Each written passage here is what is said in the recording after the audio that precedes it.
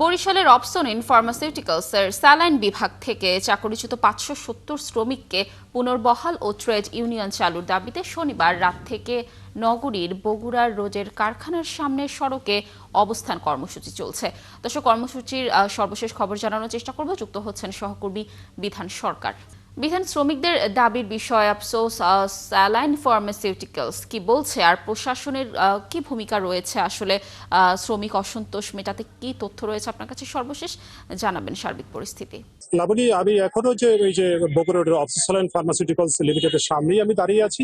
আর এখন পর্যন্ত আপনি যে জানতে চেয়েছেন যে প্রশাসনের পক্ষ থেকে, আমরা এখন পর্যন্ত দেখিনি কোনো প্রশাসনের পক্ষ থেকে কারো এখানে হস্তক্ষেপ করা বা প্রশাসনের পক্ষ থেকে কারো আশ্বস্ত করা। কারণ শ্রমিকরা বারবার বলছেন যে তারা যে চাকরিচ্যুত হয়েছেন, তাদের যে ৫৭০ জন শ্রমিককে যে ২৮ তারিখে গত যে তারা যে চাকরিচ্যুত করার জন্য যে নোটিশ দিয়েছেন, তারা বলছেন যে সেই নোটিশ তারা উদ্ধার করা হোক এবং নোটিশ প্রত্যাহার করে বা তাদেরকে চাকরিতে পুনর্বহাল করা হোক, এবং যার দাবিতেই তারা কিন্তু সব এই যে গেল দিন রাত থেকে তারা কিন্তু এখানে অবস্থান করে রয়েছে।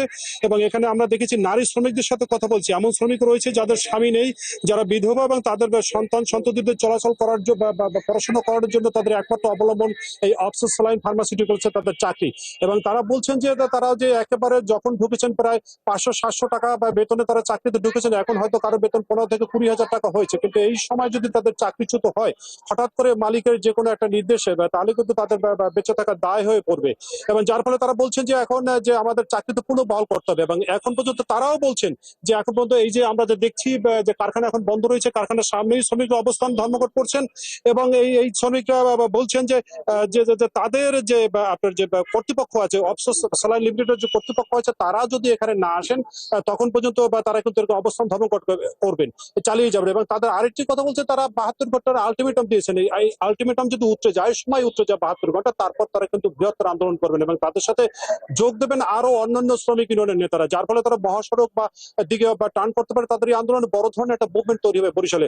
এর আগে আমরা আপনাকে লাবণী বলতে পারি যে অপসনিন যে ফার্মাসিউটিক্যালস রয়েছে, তাদের যে কোনো সময় শ্রমিক অসন্তোষ বা যে কোনো শ্রমিকদের সংঘাত বা সমস্যা তৈরি হলে পরে তখন আমরা যে কর্তৃপক্ষের সাথে কথা বলার জন্য যোগাযোগ করছি, কিন্তু আমরা কর্তৃপক্ষের সাথে কোনো যোগাযোগ করতে পারিনি। এখানেও এখন পর্যন্ত কর্তৃপক্ষ আসেনি, যার ফলে শ্রমিকরা এখনো বসে আছেন, তাদের আলটিমেটাম পর্যন্ত অপেক্ষা করবেন, তারপর তারা বৃহত্তর আন্দোলন গড়ে তুলবেন। লাবণী। বিধান, ধন্যবাদ আমাদের সাথে যুক্ত থাকার জন্য। নিশ্চয়ই প্রশাসন একটি যথাযথ উদ্যোগ নেবে। দর্শক, বরিশালের একটি ফার্মাসিউটিক্যালসের স্যালাইন বিভাগ থেকে চাকরিচ্যুত সদস্যরা এই মুহূর্তে অবরোধ কর্মসূচি পালন করছে। এই বিষয়ে সর্বশেষ তথ্য জানানোর চেষ্টা করছিলাম।